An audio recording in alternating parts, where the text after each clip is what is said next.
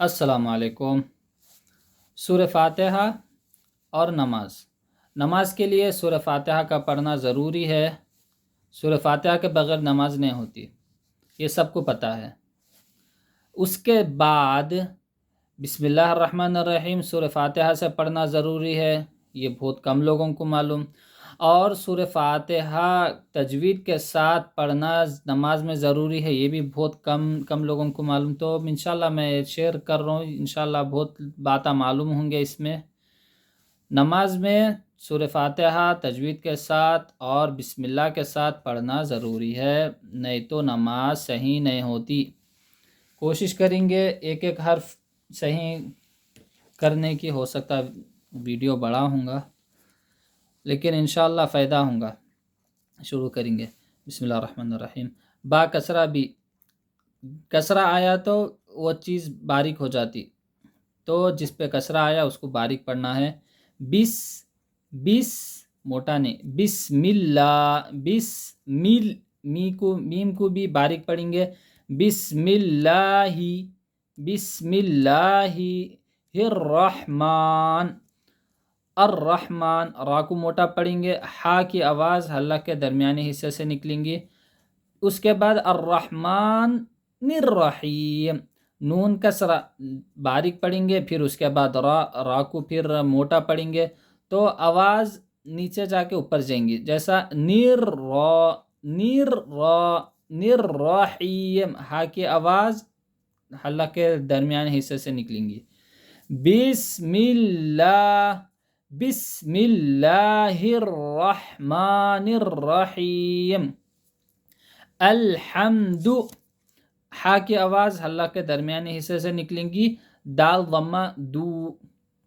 پڑھنے میں لوگ غلطی کرتے، الحمد تو وہ پڑھنے میں دو نکلتا، دو گنتی میں آتا، قرآن میں نہیں ہے۔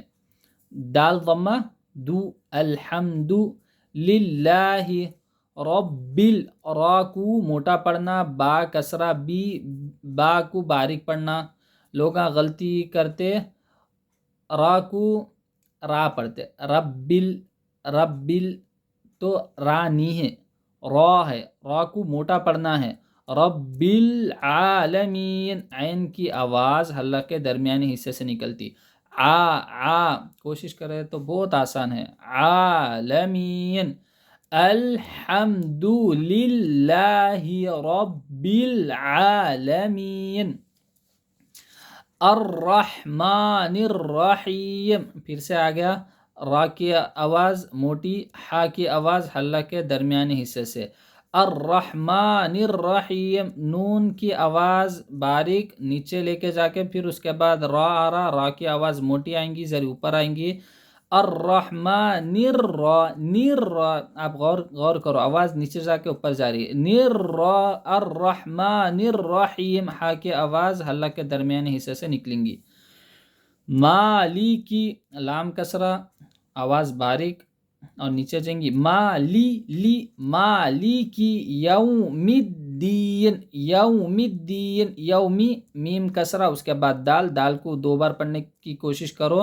مدین، مالک یوم الدین۔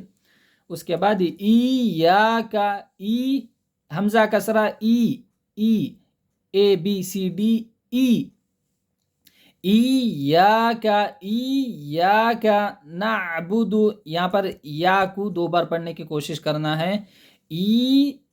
ایک یا ہو گئی، یا دوسری یا ہو گئی، ایاک نعبد، عین کی آواز حلق کے درمیانی حصے سے نکلیں گی۔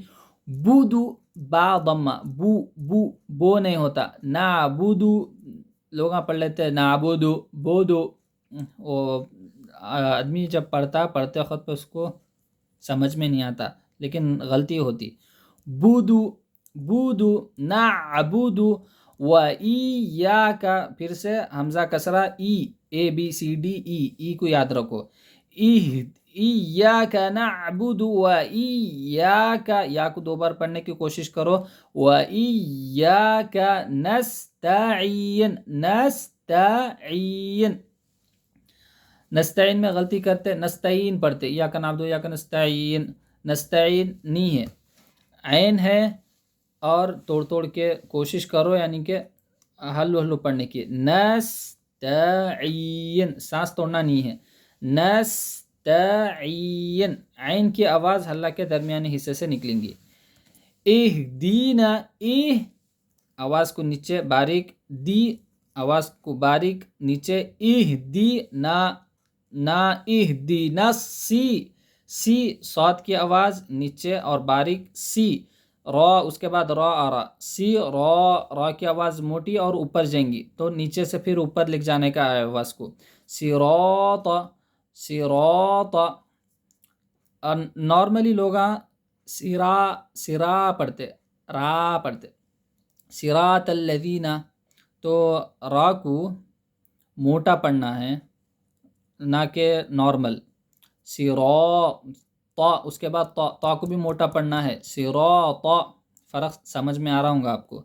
صراط الذین، اہدنا الصراط المستقیم. صراط، را کی آواز موٹی اوپر، تا کی آواز اوپر موٹی. صراط، صراط الذین انعمت، انعمت. نارملی لوگ پڑھ لیتے انعمت، صراط الذین انعمت، تو وہ انعمت ہے. انعمت پڑھنے کی کوشش کرو. انعمت، عین کی آواز حلق کے درمیانی حصے سے نکلتی. صراط الذین انعمت علیہم، علیہم، عین کی آواز حلق کے درمیانی حصے سے نکلتی. کوشش کر کے پڑھو. صراط الذین انعمت علیہم. غین کی آواز موٹی اور تھوڑی اوپر.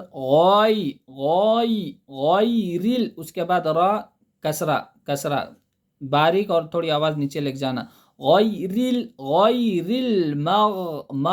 پھر غین کو موٹا پڑھنا ہے. مغضوب. اب رہا ضاد. دال سے بہت الگ ہے، زال سے بہت الگ ہے. بعض لوگ مغضوبی دال کے ویسا پڑھتے، بعض لوگ مغضوبی زال کے ویسا پڑھتے. تو یہ دونوں سے ہٹ کے ہے، ہم کو ان تینوں میں فرق کرنا ہے. دال الگ، ضاد الگ، زال الگ. مغضوبی، ضاد کا طریقہ زبان کی نوک کو لیفٹ داڑھ کو لگا کے پڑھنے سے ضاد نکلتا. ضاد. غیر المغضوب، مغضوب علیہم، غیر المغضوب علیہم، عین کی آواز حلق کے درمیانی حصے سے نکلتی. ولا الضالین، یہ ولا الضالین ضا میں 6 الف کے برابر کھینچنا ہے، لین کو 3 الف کے برابر کھینچنا ہے. چلیے کوشش کرتے ہیں. غیر المغضوب علیہم ولا الضالین.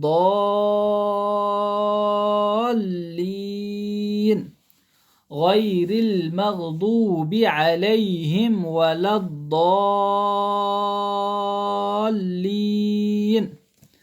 جزاکم اللہ خیر.